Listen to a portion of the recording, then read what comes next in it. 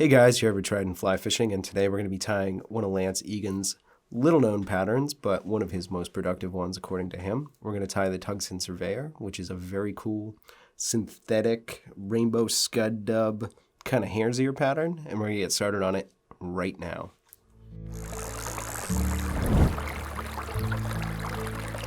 So in the vise today, I have an Umpqua C450BL in a size 14. So a barbless jig hook that is pretty sweet, one of my favorite ones here. And for a bead, I'm just going to use a slotted tungsten bead from Hareline in silver, and the size is 1/8 or 3.3 millimeters. So the first thing I'm going to do is seat my bead and create my taper. I'm going to use .020 lead wire. I'm just going to wrap about, I don't know, 6 or 7 wraps here just to get this bead on here and create my taper. So jam that up inside. This fly can be a little fatter. We're going to put a decent amount of dubbing on here. So that's why we can get away with this thicker wire on this hook. So I'm going to start my thread. I'm using UTC 70 in red. Still have a little tag.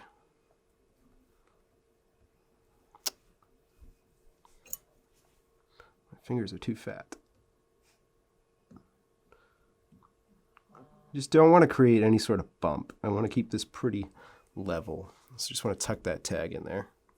So just come up here, make sure our wire is fully on there. And I still created a bump. That's okay. So for a tail, we're going to use pheasant tail. And I have about 6 fibers here. So I'm just going to take a measurement, roughly half the shank of the hook here. And then I'm going to tie it in right behind my lead. Make sure that stays right on top of the hook shank. And then we'll just break that off and get going. So the next thing I'm going to tie in is going to be the rib. And for a rib, I'm going to use UTC wire in silver. The size is small. You could probably use medium on this size as well. So just going to, again, tie this in right behind my lead wire. And bring it all the way back to my tail. All right, so now we're going to create our body, and for the body I'm going to use light shade rainbow scud dub from Hareline. So I'm just going to create and dub a little noodle on here.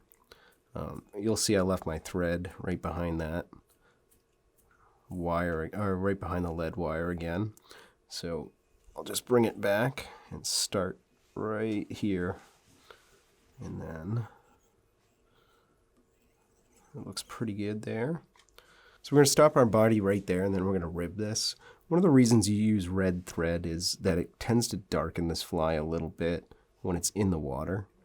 This dubbing is pretty translucent, especially when wet. So this is a key attribute of that fly. So break that off there. The next thing I'm going to do is tie in my flashback, which I have Vivus Pearl Tinsel in a large. You could probably get away with medium on this too, but we have large. Put that in right on top, and then we'll just bring this back, and then we'll create our thorax.